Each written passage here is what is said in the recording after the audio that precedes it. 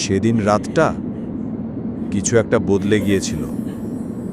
প্রথমে টের পাইনি, কেউই পায়নি, কিন্তু আকাশের তারা যেন ঠিক জায়গায় ছিল না। আর তারপর আমি সেটা দেখলাম। আকাশ জুড়ে একটা কালো দাগ, যেন কেউ আকাশ কেটে দিয়েছে। নিজেকে বলছিলাম আমি ক্লান্ত, চোখ ধাঁধাচ্ছে, কিন্তু ঘুম আর এলো না। পরদিন সকালে দাগটা তখনও ছিল, অথচ আশেপাশের কেউ যেন খেয়ালই করছে না। সুপার শপে গিয়ে দেখলাম কাঁচের ছাদের ওপরে সেই কালো রেখাটা আরও মোটা হয়ে গেছে, অথচ লোকজন হেসে খেলে কিনছে, ঘুরছে, যেন কিছুই ঘটছে না। প্রতিদিন সেটি আরও বড় হচ্ছিল। আকাশে এক অদ্ভুত ক্ষত, যা আর ভরছিল না। ইন্টারনেটে খুঁজলাম, কিছুই নেই, কোথাও একটা কথাও নেই, যেন এই ঘটনাই ঘটছে না। তৃতীয় রাতের পর চোখ সরাতে পারিনি। তারাগুলো আস্তে আস্তে সেই ফাটলের ভেতর টেনে নেওয়া হচ্ছিল। তারপর ঘড়ি নষ্ট হয়ে গেল, বারবার ৩:৩০ যেন সময় থেমে গেছে।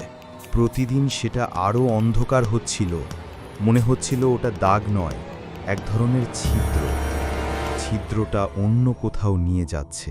আমি ভিডিও করেছিলাম, কিন্তু ভিডিওতে দেখা গেল ভেতরে কিছু একটা নড়ছে, কিছু জীবন্ত। পোস্ট করেছিলাম অনলাইনে, সেকেন্ডের মধ্যে মুছে গেল, যেন কেউ চাইছে সত্যিটা লুকিয়ে রাখতে। রাস্তা দিয়ে হাঁটছিলাম, সবাই মাথা নিচু করে হাঁটছে, একটাও চোখ ওপরে নেই, যেন তারা আকাশই দেখতে পাচ্ছে না। ডাইনারে বসেছিলাম, জানালার ওপাশে বিশাল কালো দাগ আকাশ চিরে ছড়িয়ে আছে, অথচ ভেতরে মানুষ খাচ্ছে, হাসছে, যেন কিছুই দেখছে না। পঞ্চম দিনে সেটা পুরো আকাশ জুড়ে গেল, দিগন্ত থেকে দিগন্ত। পৃথিবীর আকাশ আর আমাদের ছিল না। আয়নায় তাকিয়ে দেখলাম আমার প্রতিচ্ছবি যেন ঝিলিক দিয়ে ভেঙে গেল। মনে হচ্ছিল আয়নাটাও আমাকে ধরে রাখতে পারছে না। প্রতিদিন রাত ৩:৩৩, একই সময়। জানলার বাইরে সেই আলো, আর ভেতরে শুধু আতঙ্ক।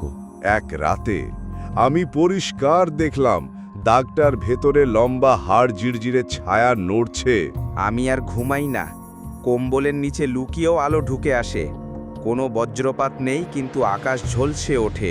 আমি আঁকতে শুরু করলাম। প্রতিটা ছবিতে সেই ফাটল আর অসংখ্য চোখ।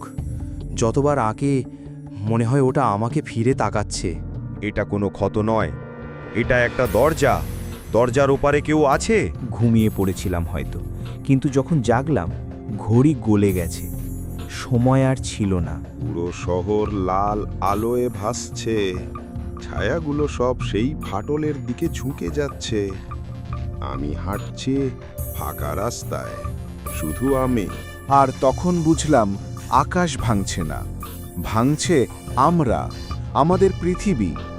আমরা শুধু দেখা হচ্ছি ওদের চোখে।